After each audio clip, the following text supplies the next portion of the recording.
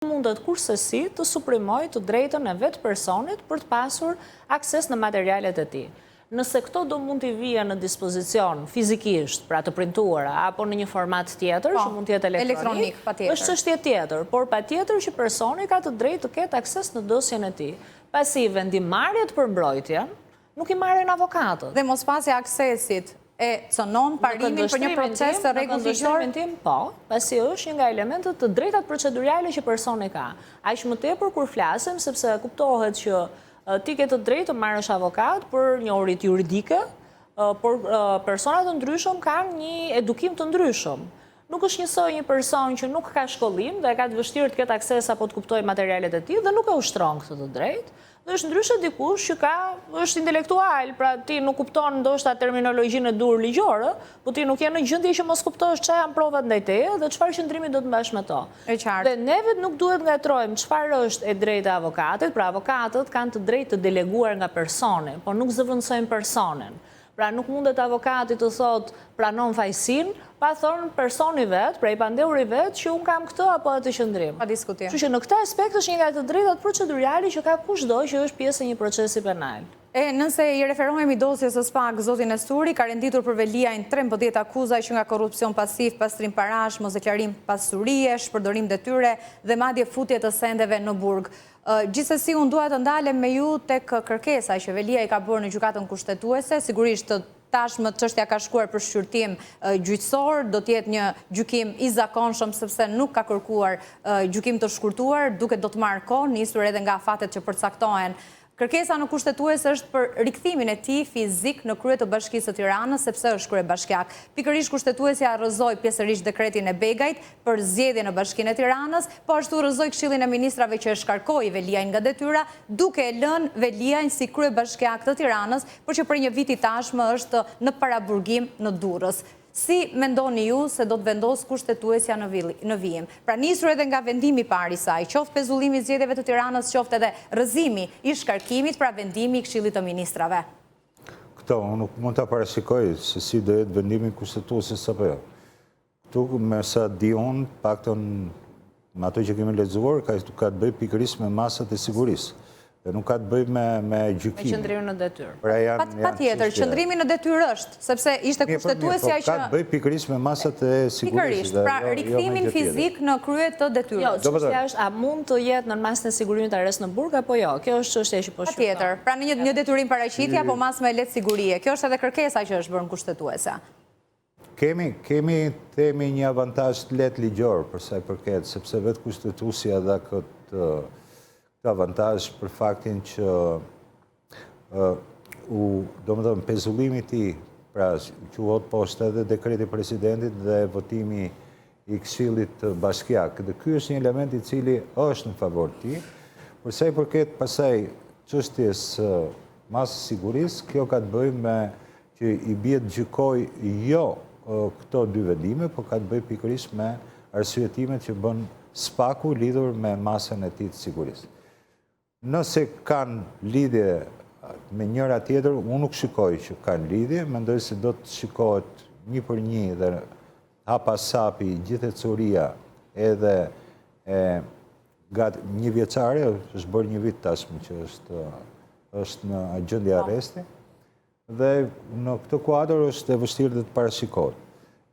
Mendoj se ka një turistni sërish, sepse për faktin që Veliaj është një figurë e njohur publike dhe politike, edhe kjo çështje do të ketë patjetër edhe një turistni politike dhe kjo do ta bërë sërish në një lloj sprove tjetër gjykatën kushtetuese, por që opsionet mbeten të hapura. Si mendoni ju, zonja Qeleshi, se do të shkojë në vendimin e radhës kushtetuesja?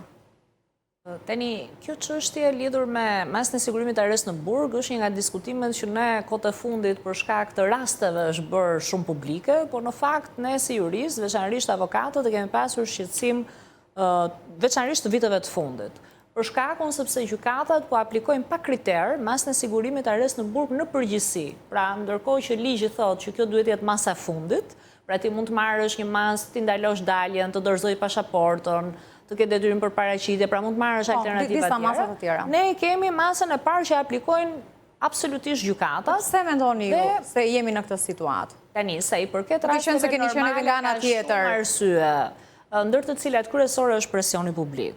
Veçanërisht në çështjet që gjykohen nga gjykata dhe prokuroria e posaçme, një nga kriteret kryesorë që ka ndikuar në masat e sigurimit ka qenë fakti që duke qenë se fushata e rezultateve që prokuroria e posaçme ka pasur dhe në fakt duhet kishte, ne në kuptimin e perceptimit të publikut, ndëshkueshmëria veçanërisht e funksionarëve publik lidhet me të futurin në burg. Pra, publiku e kupton që personi goditet nëse personi futet në burg.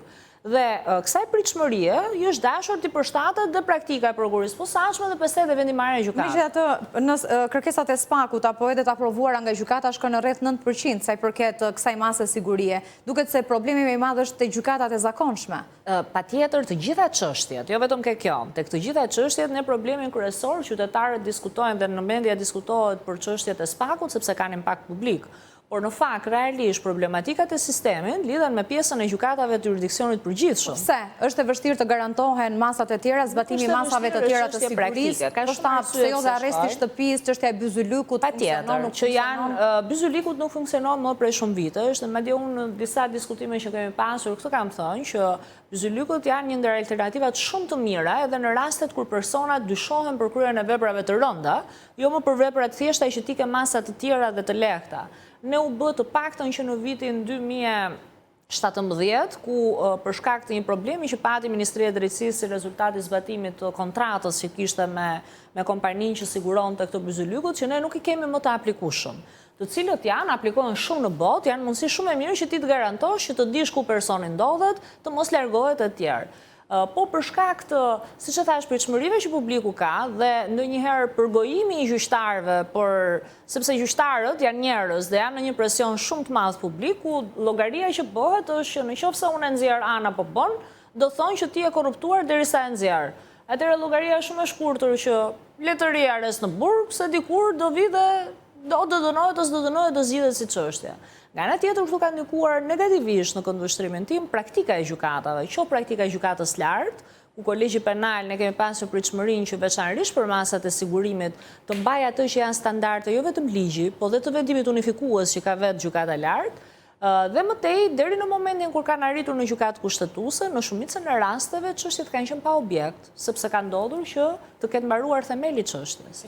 Në rastin konkret, ajo që gjykata kushtetuese do shqyrtoj është nëse në momentin që është caktuar masa sigurimit, kanë qenë apo jo në përputhje me kushtetutën dhe kriteret ligjore. Pra, nuk është në gjendje të shqyrtoj nëse vijimi kësaj mase sigurimi, sepse masat e sigurimit edhe nëse vendoset arresti në burg, nuk do të thotë që personi të qëndroj 10 vjet arrest në burg, apo pafundësisht. Ka një verifikim 2 mujor, dhe ne kemi çështje të Strasburgut kundër Shqipërisë, është rasti Hysa, rasti ish drejtori të televizionit, që Strasburgu ka thënë shprehimisht që përveç faktit që në momentin që masa caktohet, gjykatat duhet të arsyetojnë me shumë kujdes dhe bazuar në prova reale se cilin prej kritereve, pra po ke rrezik të ikësh, ke rrezik dëmtosh provat, apo të kryesh vepër tjetër penale, përveç kësaj, Strasburgu ka thënë që verifikimi i herpasershëm, pra çdo 2 muaj që e kemi ne, ti duhet justifikosh pse ky personi dakord në fillim më duhej në burg, po pse duhet vazhdoj të ri në burg. Çështja ka mbritur për gjykim tash. Çështja ka ardhur për gjykim, do të thonë provave apo rrezikshmëri shoqërore apo largimi. Kështu që ngjelet për të parë se cilët element do trajtojë gjykata kushtetuese në këtë aspekt, po përveç rasteve të tjera, këtu bëhet fjalë dhe për interesin publik, sa i përket pikërisht detyrës dhe funksionit që ka zoti Velia dhe mundësisë reale të ushtrimit të këtij kësaj detyre që ka, në kushtet kur ai si çdo qytetar tjetër prezumohet i pafajshëm derisa të ketë një vendim penal të formës prerë ndaj tij. Shumë kënaqësi të kisha në studio. Faleminderit zonja Qeleshi, kryetare e shoqatës së avokatëve penalistë, zoti Nesturi, shumë kënaqësi të kishim në studio. Do të shkojmë në një hapësirë të shkurtër publicitare, më pas do të diskutojmë për një tjetër proces shumë të rëndësishëm ndaj ish liderëve të UÇK-s që po zhvillohet në gjykatën speciale në Hagë. Sot prokuroria speciale atje me një dorë të hekurt ka kërkuar 180 vjet burg, 45 për secilin prej 4 ish liderëve të UÇK. Sigurisht mbrojtja ka kërkuar pafajësi, por mbetet tashmë në dorën e gjykatës, se së afërmi do të mësojmë edhe vendimin e kësaj gjykate speciale. Por shkojmë në publicitet e diskutojmë diskutojmë më pas gjërësisht.